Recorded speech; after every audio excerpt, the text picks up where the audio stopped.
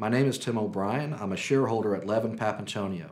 For the last 15 years, I have been focusing my work exclusively representing people who've been harmed by the greed of corporations.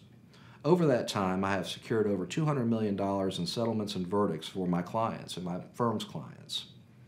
I am now the shareholder who's been charged with the responsibility and with the privilege of representing victims of Invokana.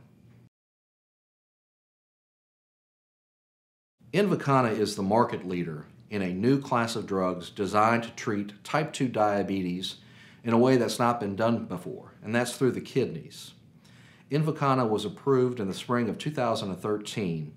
This class of drugs that Invokana belongs to is called the SGL2T inhibitor class of drugs, and Invokana clearly has the lion's share of the market. This class of drugs, including Invokana, is skyrocketing in terms of use. Janssen's, which markets Invokana, is promoting it not only for type 2 diabetes use, but also for off-label purposes, such as weight loss and blood pressure control. And through those marketing efforts, Invokana, Janssen, through Invokana, has pushed the market for Invokana in 2015 to more than $1 billion.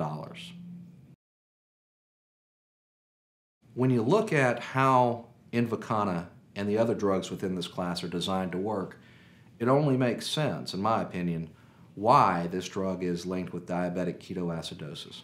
How does it work? Well, think of the type 1 diabetic. The type 1 diabetic, different than a type 2 diabetic, does not produce any insulin. When that diabetic does not receive insulin, there is no metabolism of sugar. When there is no metabolism of sugar, then the body has to achieve energy recovery somehow. Because the body cannot achieve the energy needs from the sugar metabolism, it starts cannibalizing itself, literally burning the fat to keep the body going. Well, how is Invokana designed to work? It is designed not to metabolize sugar, but to prevent its reabsorption.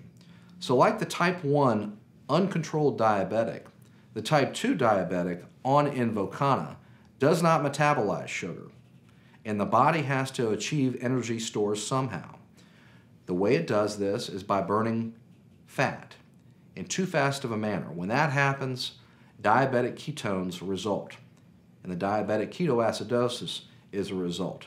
That, in my opinion, is why you've seen so many cases of diabetic ketoacidosis with this class of drugs, which by design is targeted not to metabolize blood sugar, but instead urinate it out.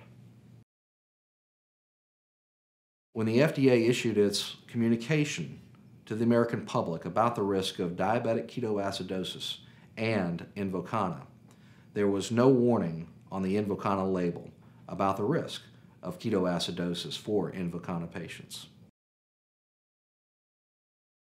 Yes, the law firm of Levin Papantonio is accepting new clients who have been injured by Invokana, by Farxiga, by Jardiance, by this class of drugs. You can contact Levin Papantonio at the contact information on the bottom of this screen.